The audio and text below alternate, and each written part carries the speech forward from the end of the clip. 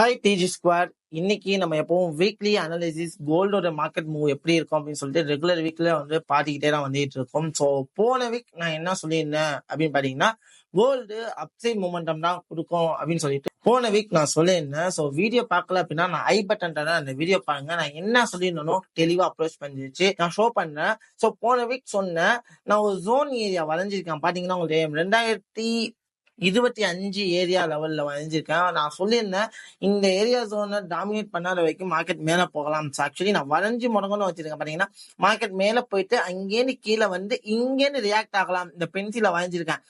இந்த ஜோனையும் உடைச்சா மார்க்கெட் என்ன ஆகும் அப்படின்னா, கீழே வந்துட்டு அங்கேருந்து மேல போகலாம் அப்படின்னு சொல்லிடணும். பட் என்ன நடந்திருக்கு பாத்தீங்கன்னா, நம்ம சொன்ன ஃபர்ஸ்ட் ஜோன்லயும் அழகா ரெஸ்பெக்ட் பண்ணி மார்க்கெட் என்ன பாத்தீங்கன்னா மூவ் கொடுத்துருக்கு. ஒரு ரேலி மூமெண்டமாவே கொடுத்துருக்கு, ஒரு நல்ல மூமெண்டம். அண்ட் தென் பாத்தீங்க அப்படின்னா, இந்த ஹை ரேஞ்சில இருந்து மார்க்கெட் செல் ஆகலாம் அப்படின்னு நினைச்சிட்டு இருந்தோம். பட் என்ன ஆயிருந்துச்சு அப்படின்னு பாத்தீங்கன்னா, செல்லுக்கான ப்ராபபிலிட்டி எதுவுமே அமையல. ஸோ மார்க்கெட்டை நல்லா பிரேக் டவுன் பண்ணிட்டாங்க. இப்ப கரண்ட் மார்க்கெட் சுச்சுவேஷன் பை. ஆக்சுவலி கோல்டு மார்க்கெட்டை பொறுத்த வரைக்கும் நம்ம ஒரு விஷயம் தெரிஞ்சுக்கணும். கோல்டு மார்க்கெட் அப்படின்னாலே ஒரு பைக்கான ப்ராபபிலிட்டி தான். ஏன்னா ஃபண்டமெண்டலாவே பைக் தான் சான்சஸ் அதிகமா இருக்கு. அதனால நான் போன வீடியோ சொல்லியிருந்தேன், அதுக்கு முன்னாடி வீடியோல நான் ரெகுலரா கோல்டு அப்டேட் கொடுக்குறப்போ செல்லுக்கு ப்ராபபிலிட்டி எடுத்து போறதை விட பைக்கான ப்ராபபிலிட்டி எங்கெங்கெல்லாம் கிடைக்கிறோம் அங்கெங்கெல்லாம் பை ட்ரேட் எடுக்கிறது நல்லது அப்படின்னு சொல்லிட்டோம். ஆக்சுவலி நாங்களே பாத்தீங்கன்னா லாங் டேர்ம் போர்ஷனை இந்த இடத்துல பிளேஸ் பண்ணியிருந்தோம். ஸோ நல்ல பொட்டென்ஷியலான ரிட்டர்ன்ஸுமே வந்திருக்கு. அதுவும் லோ ரிஸ்க்ல தான் எடுத்துனோம். ஒரு நல்ல பொட்டென்ஷியலான ரிவார்டு. இப்ப பாத்தீங்க அப்படின்னா நல்ல ஒரு மார்க்கெட்டோட மொமெண்டம்லாம் ரியாக்ட் ஆயிருக்கு. நான் எதிர்பார்த்த ஹை லெவலையுமே இப்ப மார்க்கெட் உடச்சிச்சு. சோ இப்ப மார்க்கெட் பாத்தீங்க அப்படின்னா ஒரு பொட்டென்ஷியலான பை மூமெண்டம் தான் இருக்கு. சோ மார்க்கெட் பை ஆகிறதுக்கு தான் ரியாக்ட் ஆகிட்டு இருக்கு. ஏன்னா தெளிவா தெரியுது, ஸ்ட்ரக்சருமே ரியாக்டபிள் ஆயிருக்கு.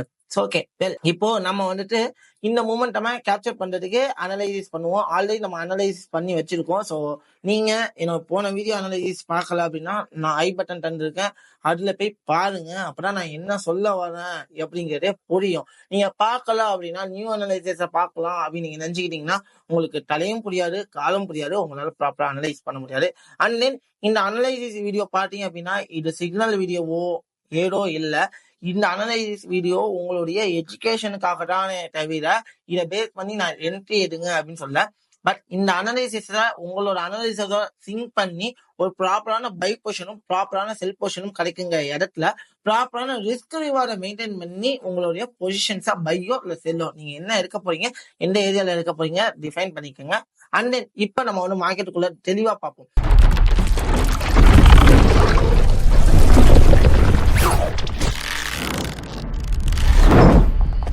இப்ப நான் ஆல்ரெடி போட்டு வச்சிருந்தேன். ஸோ மார்க்கெட் பாத்தீங்க அப்படின்னா தெளிவா மார்க்கெட் பை ஆகும்னு சொல்லிட்டு நான் இதுலயே குறிச்சிருந்தேன். ஸோ அதுவுமே அழகா பை ஆயிருக்கு. பட் இப்போ நான் எதிர்பார்த்த ஏரியா லெவல்ல மார்க்கெட் என்ன பண்ணிருக்கு அப்படின்னா இப்போ கரண்டா பாத்தீங்க அப்படின்னா பிரேக் டவுன் ஆயிருக்கு. ஓகேங்களா. ஸோ ப்ராப்பரா ஒரு சேனல் லெவலும் பிரேக் ஆகி மார்க்கெட் பை ஆகிக்கிட்டே இருக்கு. ஸோ இன்னுமே மார்க்கெட் என்ன ஆகலன்னா பை ஆகிறதுக்கான ப்ராபபிலிட்டிஸ் இருக்கு.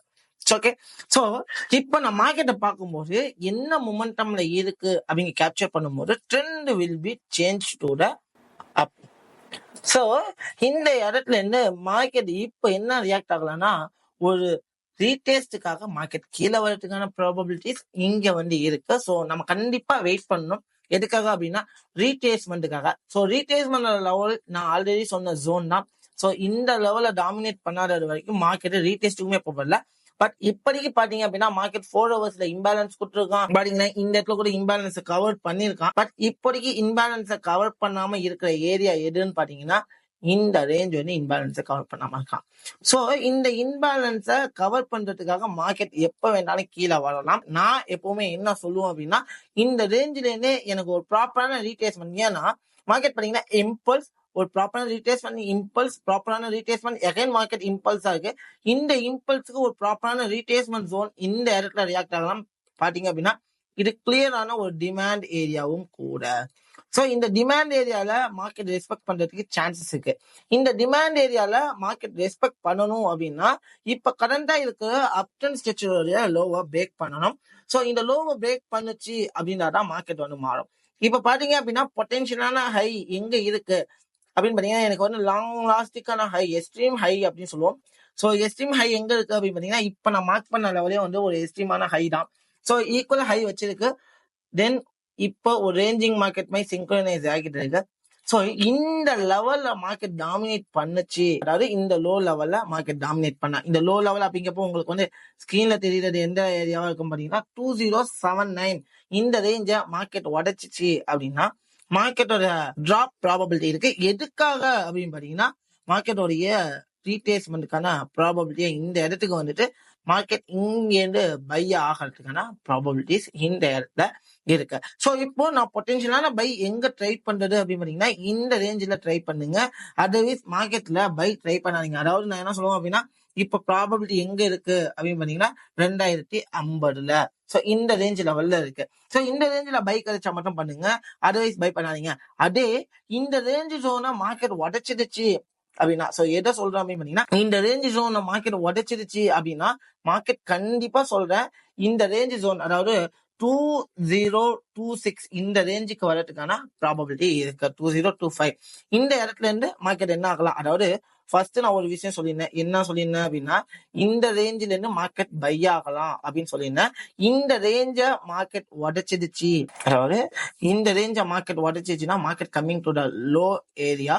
சோ இந்த ஏரியால இருந்து மார்க்கெட் பை ஆகிறதுக்கான சான்சஸ் இருக்கு. நான் என்ன சொல்லுவேன் அப்படின்னு கோல்டுல பைக்கான ஆப்பர்ச்சுனிட்டிஸ் எங்கெங்கெல்லாம் கிடைக்குதோ அங்கெங்கெல்லாம் பை எடுங்க அப்படின்னா. சோ இப்ப இந்த இடத்துல ஒரு பைக்கான ஆப்பர்ச்சுனிட்டிஸ் இருக்கு, அதே மாதிரி இந்த இடத்துலயுமே பைக்கான ப்ராபபிலிட்டிஸ் இருக்கு. அதர்வைஸ் வேற எங்கேயுமே பை பண்ணாதீங்க. சோ அதுவும் பை கன்ஃபர்மேஷனுக்கான கன்ஃபர்மேஷனுமே தேவை. அதாவது இன்டர்னல் ஸ்ட்ரக்சர் சேஞ்ச் அப்படின்னு சொல்லுவாங்க.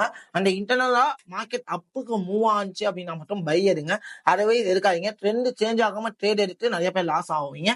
அதே மாதிரி இப்ப மார்க்கெட் வந்து இந்த இடத்த உடைக்குது அப்படிங்கிறப்போ இந்த இடத்துல மார்க்கெட் வந்துட்டு என்ன ஆகும் அப்படின்னு பாத்தீங்கன்னா இந்த இடத்துல இருந்து உடைச்சிட்டு மார்க்கெட் மேல போகும். உடனே பை ஆயிடுச்சுன்னு நினைக்காதீங்க. எதுக்காக மார்க்கெட் மேல போனா ஒரு ரீட்ரேஸ்மெண்ட்டுக்காக மேல போயிட்டு ரிட்டர்ன் கீழே வரதுக்கான பாசிபிலிட்டிஸ் இருக்கு. சோ இந்த ரேஞ்ச உடைக்க இந்த பாக்ஸ் நான் போட்டுருங்க, இந்த ரேஞ்ச் ஜோனை மார்க்கெட் பிரேக் டவுன் பண்ணாதது வரைக்கும் மார்க்கெட் மேல போகும். இன்கேஸ் கேண்டில் இந்த ஜோனை பிரேக் பண்ணி க்ளோஸ் வச்சுட்டா மார்க்கெட் கீழே வரும். இந்த இடத்துல இருந்து மார்க்கெட் ரிட்டர்ன் என்ன ஆகலாம் அப்படின்னா மேல போகணும். சோ எனக்கு பைக்கான கன்ஃபர்மேஷன் இந்த ஜோனுக்குள்ள ஒண்ணு கிடைக்கணும், அதுமே இந்த ஏரியால பைக்கான கன்ஃபர்மேஷன் கிடைக்கணும். அதர்வைஸ் நான் பை எடுக்க கூடாது. இப்ப நான் செல் எடுக்கணும் ப்ரோ, நான் செல் எடுக்கணும் கேட்டா எடுக்கலாம். அஸ் பர் ரிஸ்க்ல நீங்க எடுக்கலாம். எப்ப நான் செல் என்ட்ரி எடுக்கணும் அப்படின்னு பாத்தீங்கன்னா இப்ப நான் ஜோன் வரைஞ்சு வச்சிருக்கேன் தெரியுதா. இந்த ஜோனை மார்க்கெட் உடைச்சிருச்சு அப்படின்னா இப்ப லைன் ஒண்ணு வரைஞ்சிருக்கேன். இந்த ரவுண்ட் அப் பண்றத இந்த ஜோனை மார்க்கெட் கேண்டல் பிரேக் பண்ணிருந்துச்சு அப்படின்னா ஒரு ரீட்ரேஸ்மெண்ட் ப்ராப்பரா கொடுத்துட்டு அங்கேருந்து மார்க்கெட் செல் ஆகிறதுக்கான சான்சஸ் நிறைய இருக்கு. ஆனா உடனே செல்லும் போகக்கூடாது, அதே மாதிரி பாத்தீங்க அப்படின்னா உடனே பையும் போகக்கூடாது. நான் செல் எப்ப பண்ணணும்னு நான் சொல்லியிருக்கேன், அதே மாதிரி பையும் நான் எப்ப பண்ணணும்னு சொல்லியிருக்கேன். இந்த ரேஞ்சை உடைச்சா நான் செல்லுக்கான ஆப்பர்ச்சுனிட்டிக்கு வெயிட் பண்ணுவேன், இங்க போயிட்டு செல் எடுக்க போறேன்னு சொல்லி போகக்கூடாது. சோ நான் என்ன பண்ணுவேன், இந்த ரீட்ரேஸ்மெண்ட் மூமெண்டம் இந்த இடத்துக்கு கிடைக்கும், அங்கே நான் செல்லு போவேன். சோ என்ட்ரி இங்க எடுத்து ஸ்டாப் லாஸ் ஹைக்கு மேல வச்சுட்டு டார்கெட்டை இந்த ஏரியாவுக்கு வைக்கலாம். ஏன்னா இந்த ஏரியால இருந்து பை ஆக போகுது அப்படின்னு சொல்லியிருக்கேன். சோ இந்த மாதிரி ப்ராபபிலிட்டி செட்டப் கிடைச்சா மட்டும் கோல்டுல ட்ரேட் எடுங்க. அதர்வைஸ் இப்போ நிறைய பேர் ஒரு தப்பு பண்ணுவாங்க, மார்க்கெட் வந்து மேல எல்லாம் போய்கிட்டு இருக்கு அப்படின்னு சொல்லிட்டு என்ன பண்ணுவாங்க அப்படின்னா பை என்ட்ரி போவாங்க. தப்பே இல்லை, நீங்க இந்த இடத்துல இப்ப பை போனீங்க அப்படின்னா உங்க ஸ்டாப் லாஸ் ஏரியா இந்த லோ தான். ஏன்னா இந்த லோவை உடைச்சிச்சு அப்படின்னா மார்க்கெட் கீழே வரும்னு நான் சொல்லியிருக்கேன். அதுக்கான ப்ராபபிலிட்டிஸ் நிறையவே இருக்கு. சோ அதனால வந்து பாத்தீங்கன்னா பொட்டன்ஷியலான பைக்கான ட்ரை பண்ணுங்க. அப்படி இல்லை அப்படின்னா இன்னொரு ப்ராபபிலிட்டி இருக்கு, இந்த லோவை பிரேக் பண்ணாம இங்கேருந்து மேல போறதுக்கும் வாய்ப்பு இருக்கு. ஆனா இங்கேருந்து மேல போனா கூட ரிட்டர்ன் ஒரு ரீடெஸ்ட் எடுத்துட்டு மார்க்கெட் இந்த மாதிரி ஒரு ஸ்ட்ரெச்சர் எடுத்துட்டு ஒரு ஸ்ட்ரெச்சர் ஷிஃப்ட் இங்க நடக்கும். அப்ப நடந்துச்சு அப்படின்னா மார்க்கெட் கண்டிப்பா எதுக்காக ரியாக்ட் ஆகுது அப்படின்னா இந்த இம்பல்ஸுக்கு மார்க்கெட் ரீட்ரேஸ்மெண்ட் கொடுக்க போகுது அப்படியே ப்ராபபிலிட்டி கொடுத்து மார்க்கெட் மேல போறதுக்கு சான்சஸ் இருக்கு. பட் பொறுமையா இருந்து பார்ப்போம்.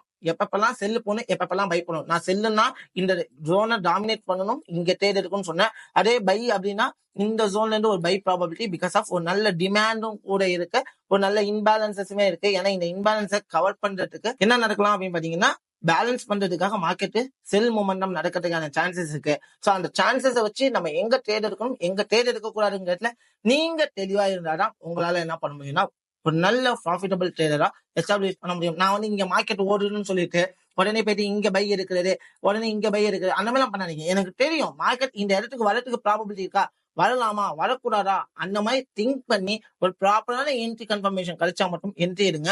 அப்பதான் உங்களாலுமே ஒரு ப்ராஃபிட்டபிள் ட்ரேடரா இந்த இடத்துல டிராவல் பண்ண முடியும்.